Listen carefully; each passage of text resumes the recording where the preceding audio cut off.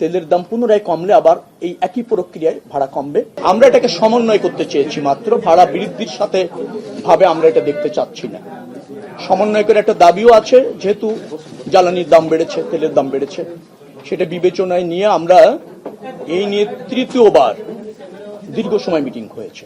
পরিবহন মালিক যারা আছেন এবং পরিবহন ব্যবসার সাথে যারা জড়িত আছেন, তারা ভাড়াটা সমন্বয় করবার জন্য তাদের দাবি উপস্থাপন করলে আমাদের সাথে সেই বিষয় নিয়ে তাদের পর্যাপ্ত আলোচনা হয়েছে।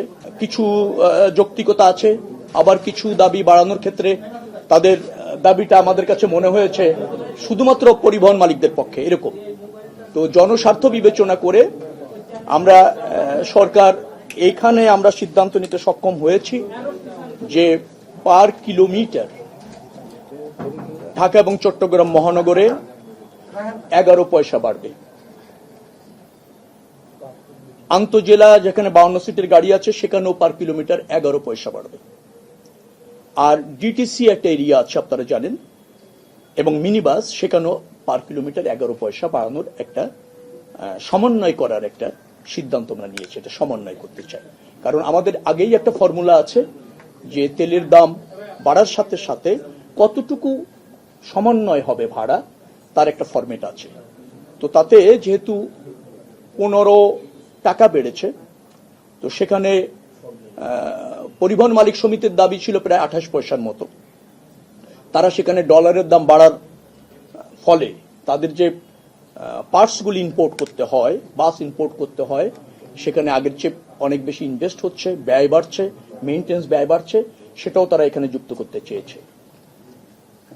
তারপর আরো কিছু বিষয় তাদের দাবি আছে, সবকিছু মিলে 28 পয়সার মতো তাদের দাবি ছিল।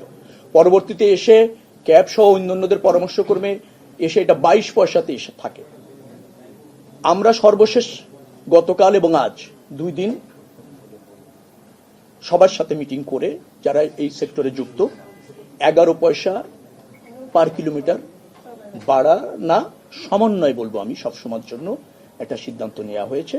এবং এটা আগেও ছিল, তেলের দাম বাড়লে কিভাবে সমন্বয় হবে, তেলের দাম কমলে কিভাবে সমন্বয় হবে। এবং আপনাদের এও জানিয়ে রাখি যে এই সমন্বয়টা শুধু এবার বৃদ্ধির ক্ষেত্রে না, তেলের দাম পুনরায় কমলে আবার এই একই প্রক্রিয়ায় ভাড়া কমবে। আবার তেলের দাম যদি বাড়ে কোনো কারণে, তাহলে একই প্রক্রিয়ায় ভাড়া সমন্বয় হবে। অর্থাৎ এই সমন্বয়টা একটা চলমান প্রক্রিয়া থাকবে।